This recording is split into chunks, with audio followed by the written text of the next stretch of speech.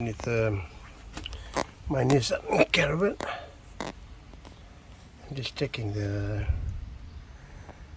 belt. We changed it in 2019, so that's okay.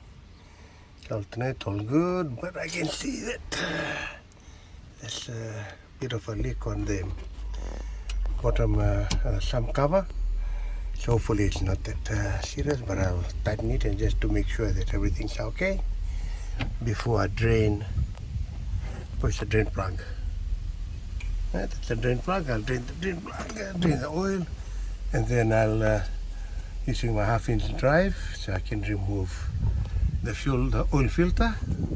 So this I'll change the oil change before a long trip to Wellington tomorrow.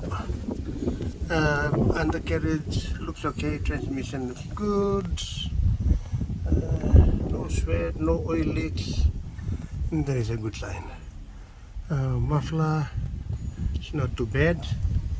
Chassis is okay, but might take it for sandblasting and undercover rust spray, just to maintain the undercarriage and eliminate or reduce the formation of rust, which can form into corrosion.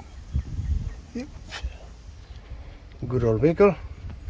2006 Nissan Navara. Nissan Caravan.